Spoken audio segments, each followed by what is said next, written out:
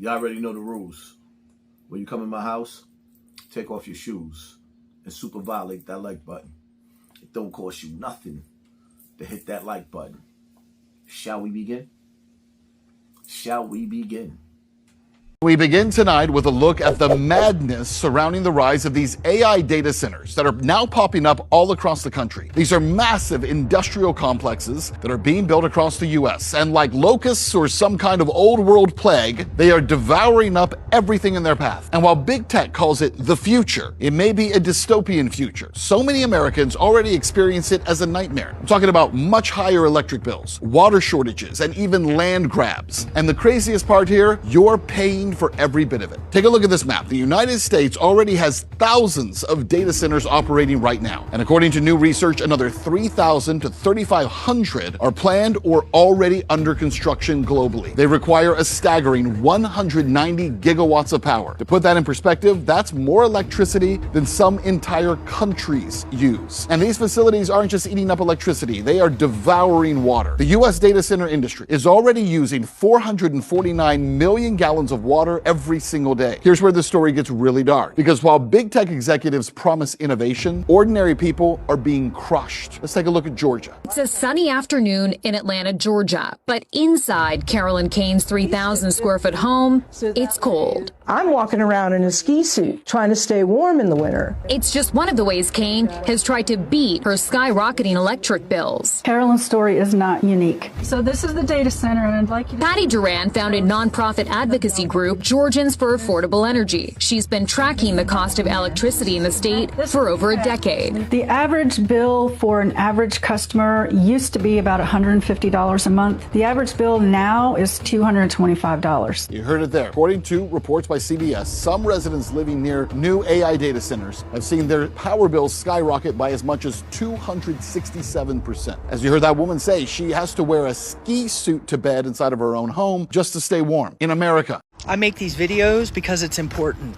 I mean, the video up above me says it all. This is where I taught myself how to paddleboard. And right now the reservoir is at 77%. That is low. That is low.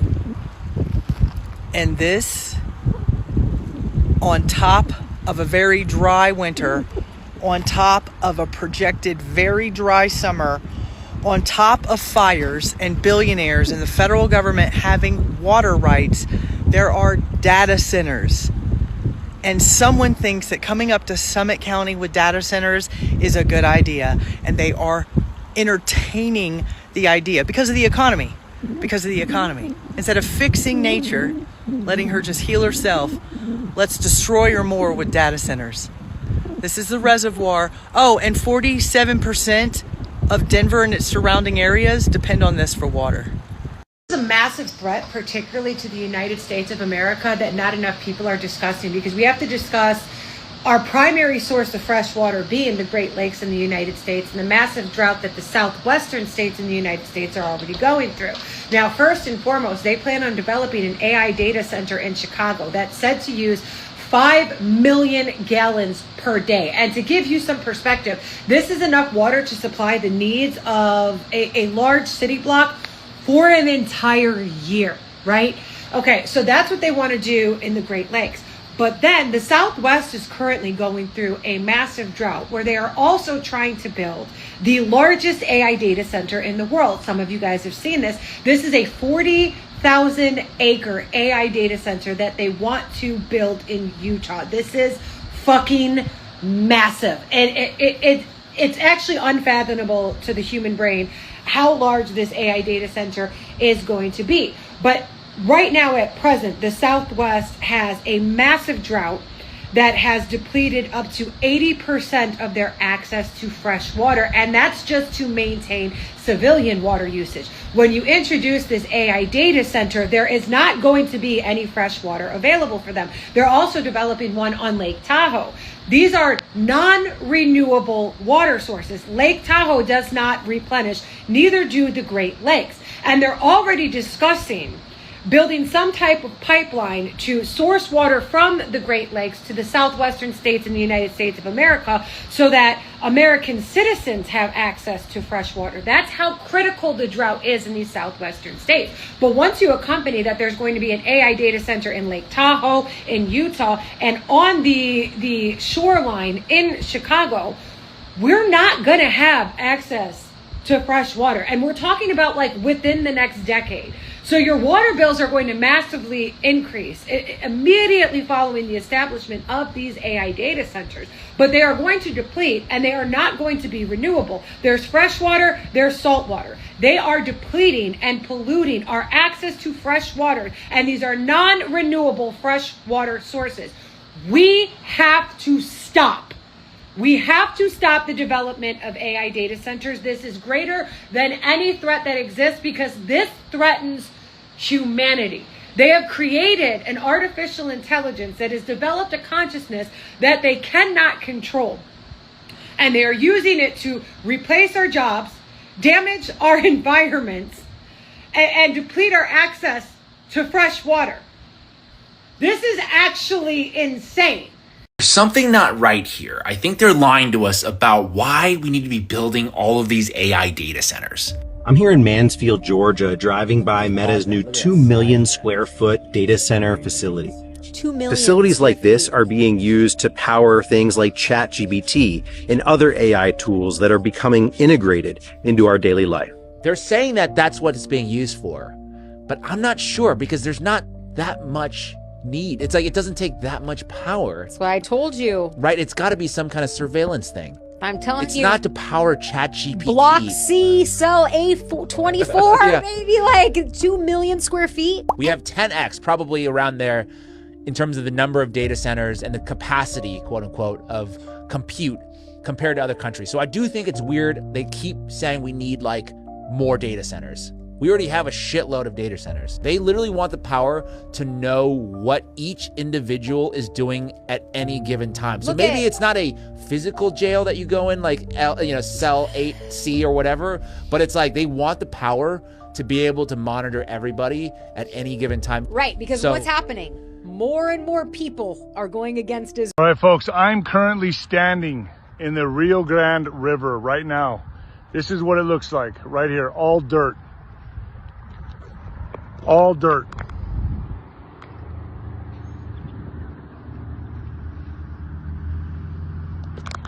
You're looking at an environmental catastrophe, what this is.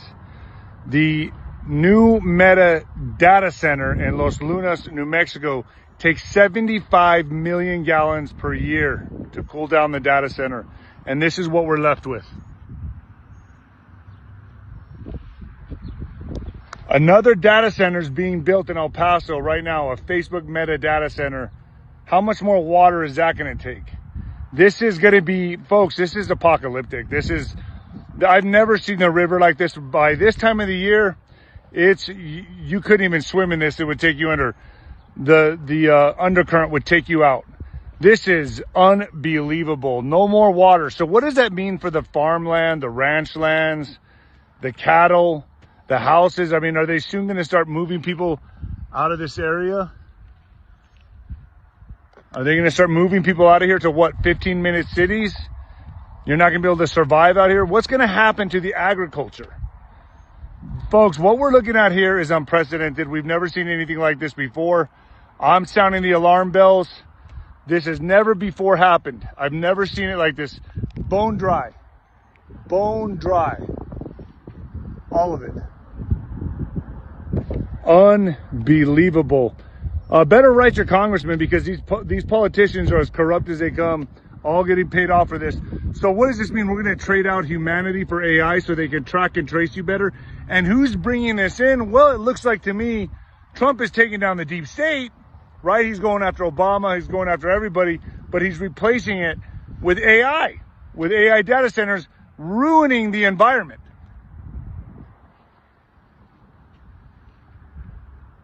This used to be a gushing river. It's gone. If we don't do something now, folks, humanity's screwed. I'm telling you that right now. We are screwed. They just started spraying glyphosate around Lake Tahoe. I want to know what's really going on behind that. Here's the raw truth. They're spraying glyphosate, the main ingredient in Roundup, around Lake Tahoe right now. The official story is that it's for invasive species control and restoration after the Caldor fire. That's the cover. Here's what's really happening. Glyphosate is highly toxic to aquatic life, destroys soil biology, and acts as a powerful endocrine disruptor in humans. Spraying it directly into or around a major drinking and recreational water source like Tahoe is reckless by any reasonable standard.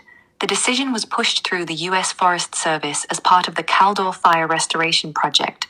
The Tahoe Regional Planning Agency, TRPA, has oversight but didn't stop it. Monsanto Bayer, the maker of Roundup, has a long history of lobbying water boards, funding scientific studies, and influencing regulators. Some of the safety data they relied on has been retracted after being exposed as ghostwritten by Monsanto employees. But here's the deeper agenda. This isn't just about weeds. The hidden goals are population control through slow poisoning. Glyphosate weakens immunity, fertility, and cognitive function over time. It's a slow, quiet way to degrade human health. Water system centralization. Damaging natural water quality gives them justification to build more chemical treatment plants and tighten control over water resources. Creating dependency. The more the natural world is damaged, the more people rely on synthetic solutions, medicine, processed food, filtration systems. This increases overall dependence on the system. Testing ground. Tahoe is a high visibility area. They're testing how the chemical spreads, how it affects runoff, and how the public reacts, so they can scale it to other watersheds. This is classic regulatory capture. The agencies that are supposed to protect the lake are influenced by the same chemical companies that profit from spraying it. It's not about saving the ecosystem, it's about control over water, over food, and over human health through chemical dependency. Ara out. What would you do if they brought the power grid down? And by they, I mean if the government purposefully brought the power grid down. And I'm not asking that question for fun. I'm asking that question because the World Economic Forum is predicting that a cyber pandemic, you can look this up, they've been running exercises about it this year, is inevitable.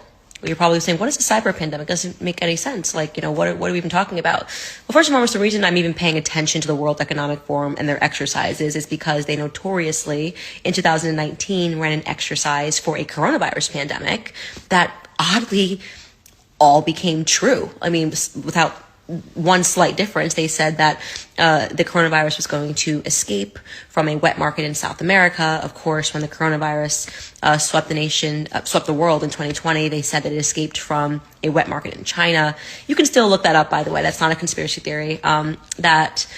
They simulated that coronavirus pandemic. It was the World Economic Forum in collaboration with the Bill and Melinda Gates Foundation, in collaboration with Johns Hopkins University. And the website is still up, and they say, the coronavirus pandemic is inevitable. And then, boom, it happened the very next year. So people say it's a conspiracy theory to believe that they knew that the coronavirus pandemic was going to happen. You don't have to believe it was a conspiracy theory, or you can believe it wasn't a conspiracy theory. It's up to you. I don't really care. The point is that they made the prediction, they called it inevitable, and then it happened immediately. So for me personally, that signals to me that I should probably pay attention the next time the World Economic Forum makes a prediction and calls it inevitable. And lo and behold, they are predicting that a coronavirus pandemic, a cyber pandemic, is going to happen, and that it is once again inevitable. So if you look into the exercise that they have run this year, I believe they ran it in July.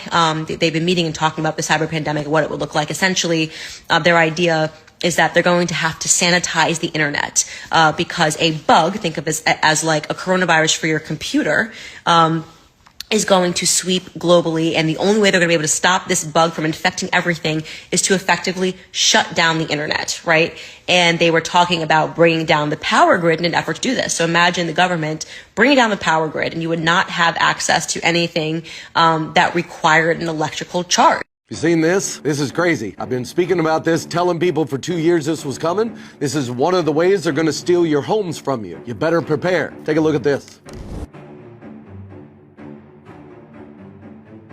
I've told everybody how the whole 2030 agenda of you'll own nothing and you'll be happy about it. Your house. I don't know if you've noticed how apartments are being built at a rate that's unprecedented in human history. It used to be residential single-family homes were built almost at a rate of 10 to 1 when it came to apartments because everybody wanted to own a home. Now you're watching that trend flip itself on its head because they are going to take your homes from you. They don't want you owning homes anymore. They want you in an apartment. That's the next step. And then the next step after that, because now you can't build up wealth of equity and things of that nature with real estate, now they're going to move you to a 15-minute city if you survive the next 5 years. So I've been telling people on our collapse coaching calls, on our one-on-one calls, anywhere that I speak, I've been telling people they're going to steal your house. The way they're going to steal it is doubling your insurance rates. And that's being pretty conservative. You just saw they're now speaking about doing it. I get calls from people that are in trouble losing their homes, telling me that their taxes, their property taxes just went up a ridiculous amount. A girl in Indiana, hers went up $600 a month, said they underestimated the tax rate. That's crazy. And now insurance rates are skyrocketing. So they're going to make it to where you can't afford to own your house because you can't afford all the extra stuff. The property taxes, the insurance, the carbon taxes that they're going to implement against you. The equipment where you're going to have to be carbon neutral. That's going to be coming down the pipeline. Remember, I told you that. They're going to force you to put equipment on your home or building that will make it carbon neutral according to them. And this equipment is not cheap. And if you can't afford it, they'll put it on there for you and they'll just charge you monthly. And then when you can't pay that fee, they'll foreclose on your home. There's so many different ways that they're going to take your home from you. You need to learn how to protect it.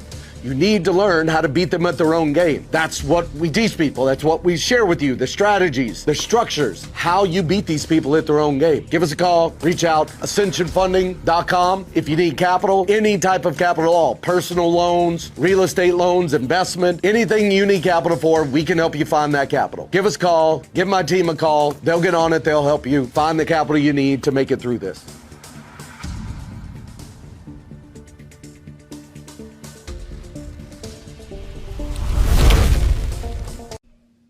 Movie after movie after movie. Every movie dealing with artificial intelligence and these machines have been ugly.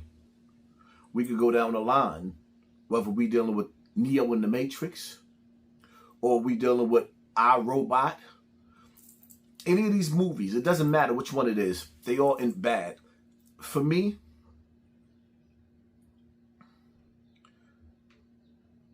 when I sit back and I analyze the signs of the times that we're living in and how man is trying to bring about the 4 horsemen of the apocalypse.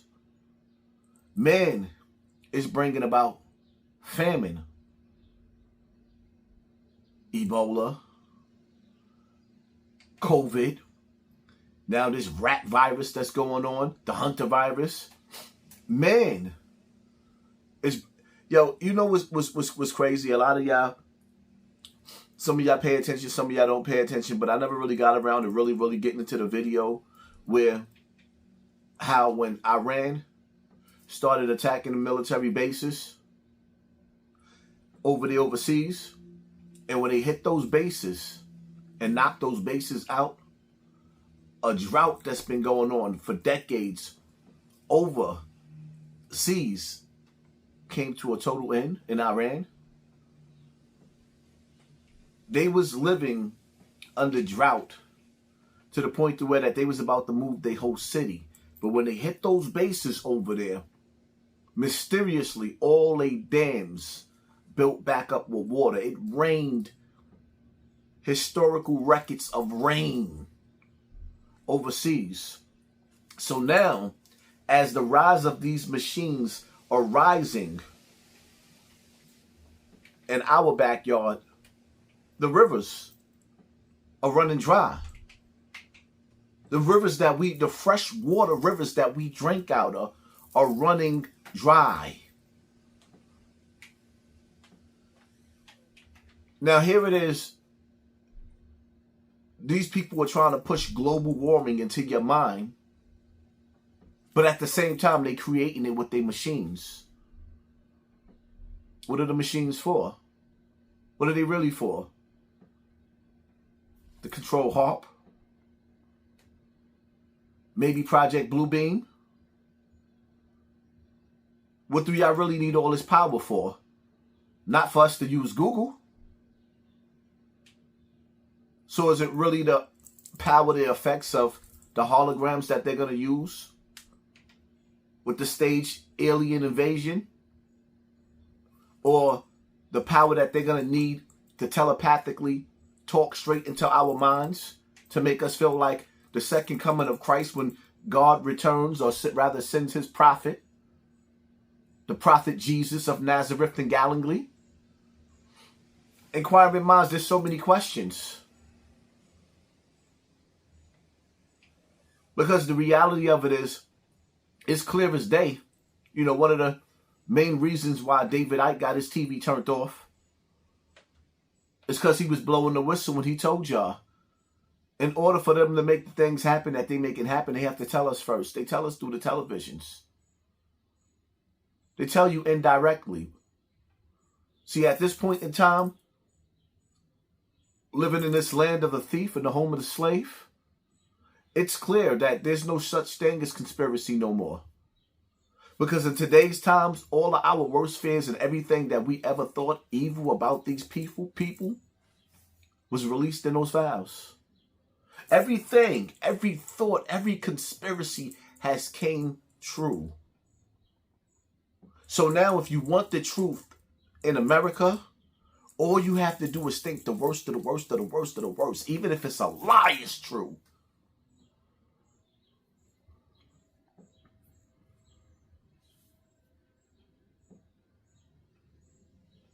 We sit up here and we watch and we listen to Elon Musk tell you, you will serve no purpose. You will own nothing and you will be happy. You know why? You will beg to get into them 15 cities. You know why? Because your fabulous house that you living in, like where I'm living at right now, when there's no more water in your town to drink, you have no choice but to leave. When there's no more water to drink, because the machines made the water evaporate, it drank the water up, now you have to migrate to those 15-minute cities and you will beg to get in. Life as you know it, you know how he told Neo in the Matrix, is getting ready to come to an end. Now the question is, as mankind, are we going to participate in our downfall because we are so in love with these devices? Are we going to help aid into the destruction of our own mankind because we love the internet that much? We are clearly at a point of no return. We are clearly at a point of no return. I mean, we could pray about it, or we could just turn the TV off, turn the radio off, and go back to the old days. This is just part one of my rant. Because the reality of it is,